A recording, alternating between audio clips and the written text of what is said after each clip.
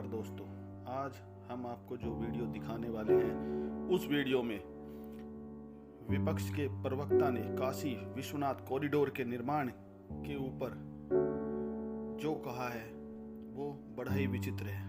उसने कहा है कि जो पैसा इस कॉरिडोर के निर्माण में सरकार ने लगाया वह पैसा गरीबों के उत्थान संबंधी कार्यों में लगता तो कितना अच्छा होता। इसी के उत्तर में जो इस डिबेट में एंकर श्री अमिताभ अग्निहोत्री जी ने विपक्षियों को आईना दिखाया है वो देखोगे तो आप अमिताभ अग्निहोत्री जी को आपको कोटि कोटि नमन करने का मन करेगा। ऐसे सच बोलने वाले लोग आजकल कम ही हैं। पहले अमिताभ जी के सच बोलने पर कोटि कोटि नमन। आओ अब ये वीडियो देखते हैं। और हाँ, अमिताभ अग्निहोत्री जी के बारे में आपके क्या विचार हैं ये कमेंट में जरूर बताना और हमारे चैनल को सब्सक्राइब, लाइक और शेयर करना मत भूलना। धन्यवाद। बार बार सब मित्रों ने कहा कि किसान, गरीब, भूखा, बेरोजगार, ऐसी बातें आई। ये शब्द गूंजते हैं, इको करते हैं। हमको अपने पर शर्म आती है। दुर्भाग्य मेरा कि मैं पत्रकार हूं तो राजनेताओं को देखा भी है अंतरंगता से। कैसे कैसे जैसे आदमी अल्टो नहीं खरीद सकता, स्कूटर मोटरसाइकिल नहीं ले सकता भारत का आम आदमी, वैसे आप लोग जहाज में चल रहे हो, निजी जहाजों में हैं, ज्ञान बांट रहे हो कि गरीब के लिए वो रात भर जग रहे हैं, छत पे टहल रहे हैं। हमने आप लोगों के घरों में कप प्लेट देखे, पूछो ये कटोरी कहां से आई, बोले ये इटली से आई, बोले ये बोले पेरिस से आया गिलास। गरीब के लिए रो रहे हो यार, तमाशा नहीं किया करो भाई, इतना तो मत किया करो। लोग सुनते होंगे टीवी पर, इस पर, तो क्या कहते होंगे। जहर खाने का मन करता होगा गरीब आदमी का। उसके गरीबी के साथ मजाक मत करिए। आप रोटी नहीं दे सकते तो शांत तो रहिए। काजू बादाम खाने के बाद बाहर निकले और ये कहें कि मैं भी भूखा हूं, ये तो झूठ मत फैलाइए। क्या आपके घर में बाल बच्चों की शादियां नहीं देखी हमने? नहीं देखी क्या? आप लोगों ने जितनी नहीं देखोगे, राघवेंद्र ने, कपिश ने, आनंद ने, उतनी मैंने देखी है, विक्रम राव साहब ने देखी है। आपके नेताओं के यहां शादियां पैसा ऐसे बहते देखा। कानपुर में तो गंगा में भी उतना जोर नहीं है, ये गंगोत्री गंगा समझो, ऐसे पैसा बहते देखा। एक नेता के यहां शादी हुई थी परिवार में, जहाज ऐसे उड़ा और बात कर रहे हैं कि जी 400 करोड़ कॉरिडोर में लग गया, देश भूखा है। गजब बात है। जहाज ऐसे उड़े जैसे विक्रम टेम्पो चलते हैं चमनगंज से कानपुर में, उस फ्रीक्वेंसी में जहाज उड़े। विक्रम राव साहब ने कह दिया मुझे पान खाना है, बोले जहाज ले जाओ पान खा के। कपिल श्रीवास्तव ने 2 मिनट बाद बोला हम बोले हमको भी खाना, बोले इनके दूसरे विमान से ले जाओ। मैंने देखा, बताऊं नाम, चेहरे खराब हो जाएंगे। स्विस कॉटेज बन रही, स्विस कॉटेज शादी ब्याह में। भूख है तो सब्र कर, रोटी नहीं तो क्या हुआ। आजकल दिल्ली में है जेरे बहस ये मुद्दा, और कह रहे गरीब का मसला है, गरीबी दूर नहीं कर रहे तो ये क्यों बना रहे। गजब बात करते हो सब लोग यार, कहीं तो कुछ रखो बाबू। मैंने एक बार अजीत सिंह से पूछा था, रहे नहीं, उनकी आत्मा को शांति मिले, मेरे मित्र थे। मैंने पूछा कि मैं उनका दिन भर का सिस्टम मैंने देखा, मैंने पूछा कि आपको पेंशन कितनी आती है, बोले इतनी।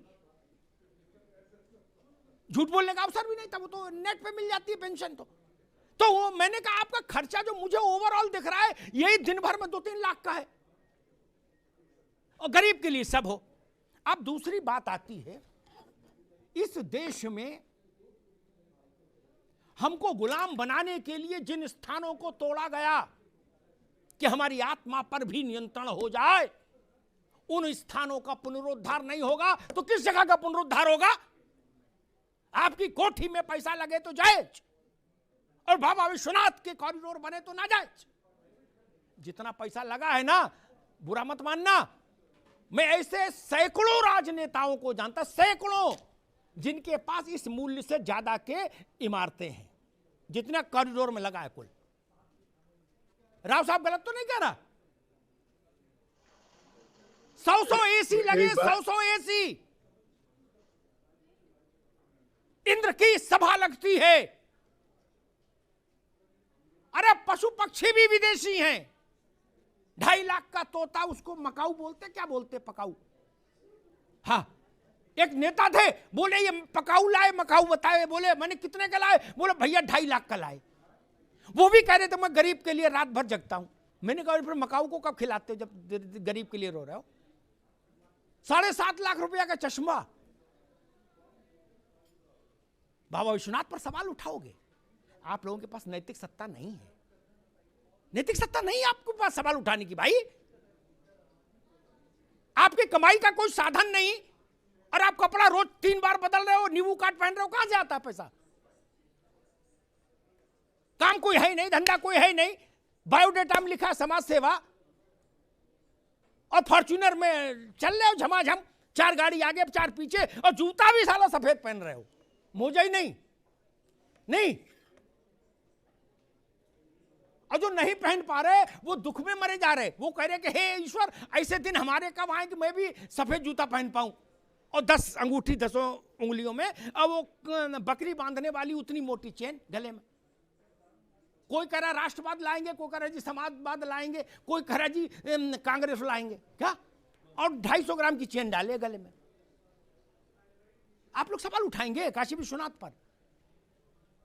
ना भाई साहब, ऐसा मत करिए। आध्यात्मिक को छोड़ भी दें, हालांकि आध्यात्मिक मान का कोई मूल्य नहीं होता।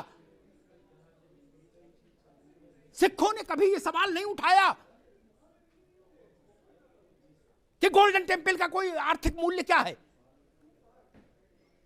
वेटिकन सिटी में पोप की सत्ता क्यों चलती, सवाल ईसाई नहीं उठाते। मक्का और मदीना पर सवाल नहीं उठता, काशी विश्वनाथ पर सवाल उठाने की हिमाकत कैसे हो सकती है? अयोध्या पर सवाल उठाने की हिमाकत कैसे हो सकती है? जब राजनीति नहीं थी, जब पार्टियां नहीं थी, जब नेता नहीं थे, तब इस देश को किसने एक रखा मेरे मित्र? हम लोग तो बाद में आए हैं नेतागिरी करने के लिए। हजारों साल की गुलामी के बाद भी अगर तुलसी चौरा बचा रहा, उसमें दीपक बाती होती रही, अगर सत्यनारायण की कथा बची रही, अगर बजरंगबली का मंदिर बना रहा, अगर राम सीता विवाह हो की यादें बनी रही हमारे जहन में, तो यही मठ मंदिर थे जिन्होंने भारत की आत्मा को जीवित रखा। शासक कोई रहा हो, शक आए, हूण आए, मुगल आए, कहां कहां के अलवन बलवन सब आ गए, क्या कर लिए? काल के गाल में समा गए।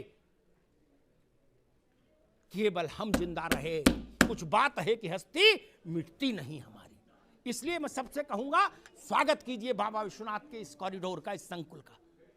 यह भारत की आत्मा का शंखनाद है, इसको सुनिए। और नैतिकता की बात हम तब कर पाएंगे जब हमारा जीवन गांधी सा हो जाए, लोहिया सा हो जाए, दीनदयाल सा हो जाए, जयप्रकाश सा हो जाए, तो नैतिकता की बात अच्छी लगेगी। हमारे पीछे 5-5 करोड़ की, 2-2 करोड़ की गाड़ियां चल रही हो और हम दीनदयाल की बात करें, लोहिया की बात करें, तो ठीक नहीं। लोहिया दिल्ली की सड़कों पर डीटीसी की बस से चलते थे, ये समाजवाद था। आप लोग किस बस से चलते हैं पता है ना? लोहिया चलते थे। इसलिए मैं कहूंगा, हम लोहिया दीनदयाल जयप्रकाश नहीं हो सकते तो उतनी बात ना करें। देश के मन के साथ चलिए, देश के मिजाज के साथ चलिए, देश के सरोकार के साथ चलिए। ये देश बिना परम शक्ति के नहीं रह सकता। उसको प्रतीक चाहिए, उसको आराध्य चाहिए। लोग अपने बाप की उसमें नहीं जाते, बाप गांव रहे तो लड़का नहीं जाता सालों साल। इनमें कुछ तो ताकत होगी। लोहिया जी ने कभी कहा था, विक्रम राव साहब ज्यादा बेहतर जानते होंगे, लोकसभा में एक बहस में उन्होंने कहा था, कृष्ण का उल्लेख करते हुए, कपीश भाई सुन लीजिएगा, उन्होंने कहा था कि 5000 साल से ज्यादा हो गए, नासा कहता है, कृष्ण को इस अवस्था अवतरित हुए, उनका जो है एग्जिस्टेंस जिस वक्त रहा होगा। बोले 5000 साल से आज तक जिस आदमी का जन्मदिन मन रहा है, वो आदमी कितना बुलंद होगा, खुद ही सोच लो। भगवान ना मानो तो भी आदमी बाप का जन्मदिन नहीं मना रहा, बाबा का याद नहीं। ये छोटी शक्तियां हैं क्या? ये भारत की प्राण शक्ति है, प्राणवायु है। ये अवरुद्ध नहीं हो सकती। मुगल नहीं कर पाए, शक नहीं कर पाए, हूण नहीं कर पाए, तो बाकी कोई क्या करेगा? धन्यवाद।